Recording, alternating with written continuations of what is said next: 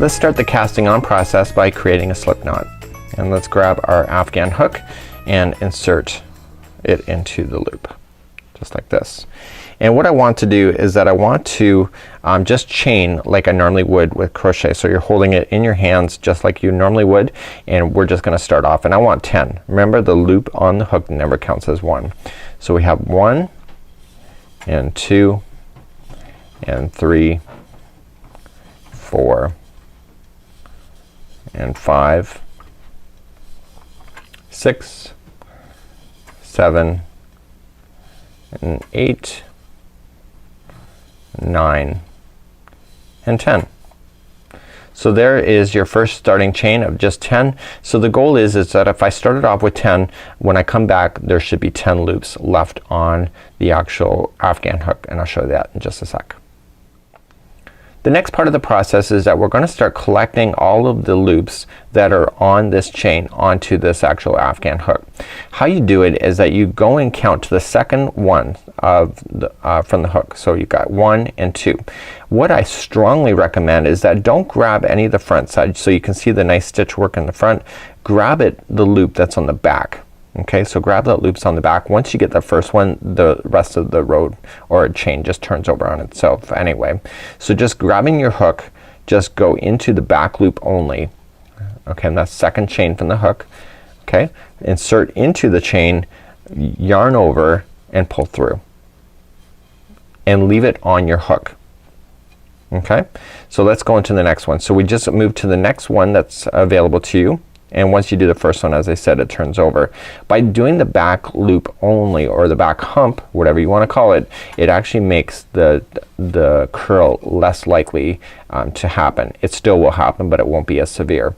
So you keep just going down the chain on the back loop, just like this. And we're doing the casting on process. And so if I started off with I chained 10, I should have 10 of these on my crochet hook by the end of the chain. So I'm just moving my way slowly. Getting started with Tunisian is always a bit of a task. I'm not gonna deny that, but once you're started it gets a lot easier as you get to hold on to more of the project. Do you notice that I'm sliding the project down every time I put it on? So I just don't immediately just start and go into the next one. I slide it down so that I can get it around the thickness of the shaft so that each of the stitches are consistent. Don't forget to do that. So regardless of what size it is, make sure you slide it to get that right thickness. And I believe that this is the last one, but I'm gonna just double count and make sure that I have 10 on my hook. So 1, 2, 3, 4, 5, 6, 7, 8, 9 and 10. So I have 10 here, so I'm actually done. So I've chained my 10 and now I've collected. Now just like I told you in the intro, is that we never ever turn our work. So what we're going to do, no matter what we do on this particular series at all, and in most Tunisian projects, is that you're always just going to come back doing the exact same thing each and every time. If you're doing other color combinations or whatever, then that's when it changes, but this is what we're gonna do each and every time. To come back, what you need to do is that before you start the process is that we need to yarn over and pull through the beginning loop first, only once. So just yarn over and pull through the first loop. That acts as a chain so that it can move up the row.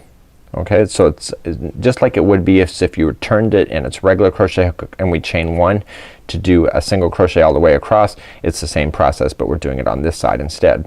Now this is the fun part. You're going to yarn over and pull through two loops now, and you're going to continue to do that all the way back. So you're yarning over and pulling through 2.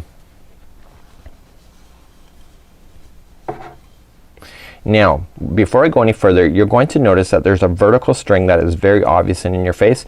This is where we're going to be playing within this vertical string when it comes to the simple stitch. When we do the purl stitch, we're also going to be playing on this vertical, and then when we do the knit stitch, that's when it gets a little complicated, and I'll show you more about that. So we're just gonna continue to yarn over and pull through 2 all the way back.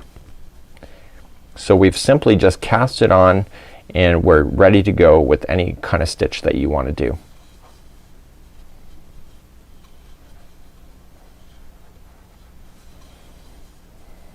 Okay, So coming all the way back.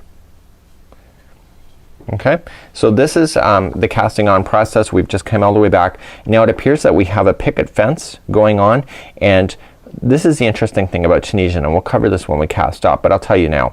When you go to finish this project, you don't actually finish on this side of your hook. You actually finish off on this side, because what happens is that this is only half of the stitches done on this particular row. It's not until you go back in this direction that you actually do finish off that row completely, and I'll show you that in just a moment.